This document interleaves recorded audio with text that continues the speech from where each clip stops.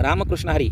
मी हरिभक्तपरायण श्यामसुंदर महाराज सोनवणे. विष्णुमय जग वैष्णवांचा धर्म, भेदाभेद भ्रमामंगळ अशा प्रकारची साथ घालत पंढरपूरच्या दिशेने निघालेल्या जगद्गुरू तुकाराम महाराज यांच्या पालखी सोहळ्यामध्ये गेल्या 7 वर्षापासून संविधान समता दिंडी चालत असते. संविधान समता दिंडी हा महाराष्ट्रातल्या सांस्कृतिक अवकाशातील एक महत्त्वाचा उपक्रम म्हणून आज त्याकडे पाहिलं जात आहे. कारण आज संविधान या विषयावर वेगवेगळ्या अंगाने वेगवेगळ्या मंचावर चर्चा होत आहेत. आणि अशावेळी ही संविधान समता दिंडी जगद्गुरू तुकाराम महाराजांच्या पालखी सोहळ्यामध्ये पंढरपूरच्या दिशेनं निघते. त्यावेळेला वारकऱ्यांच्या बरोबरच त्या परिसरामध्ये असलेल्या वेगवेगळ्या भाविकांचं, गावकऱ्यांचं आणि भारतीय नागरिकांचं लक्ष वेधून घेते. कशासाठी आहे ही संविधान समता दिंडी?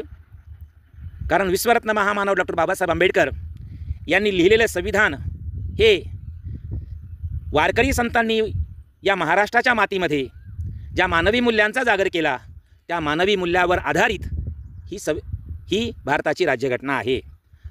भारताच्या राज्यघटनेबद्दल अनेकांच्या मनामध्ये एक वेगवेगळ्या प्रकारचे, भारतीय संविधानाबद्दल लोकांच्या मनामध्ये अनेक ठिकाणी अनभिज्ञता दिसते. संविधान म्हणजे बाबासाहेबांनी ते त्यांच्या लोकांना आरक्षण मिळवून देण्यासाठी केलं आहे, इतकीच काही लोकांची जुजबी या संविधानाबद्दलची समज आहे. पण भारतीय संविधान म्हणजे इथे जन्माला आलेल्या बालकापासून ते शेवटचा श्वास घेतलेल्या मृत व्यक्तीपर्यंत सर्वांच्या प्रत्येक जगण्याच्या टप्प्यावर हे उपयुक्त आहे. इथल्या प्रत्येक नागरिकाला न्याय देणार आहे.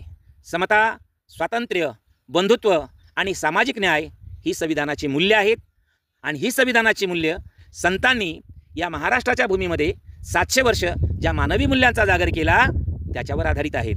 आणि म्हणूनच प्रत्येक वारकऱ्याने जितका आदर वारकरी संत विचारांना केला पाहिजे तितकाच तो आदर हा संविधानाचा केला पाहिजे, याची समज सर्वांच्यामध्ये निर्माण व्हावी, यासाठी ही संविधान समता दिंडी आहे. यावर्षी या संविधान समता दिंडीचा प्रस्थान सोहळा 21 जून 2025 रोजी समताभूमी फुलेवाडा इथून होणार आहे.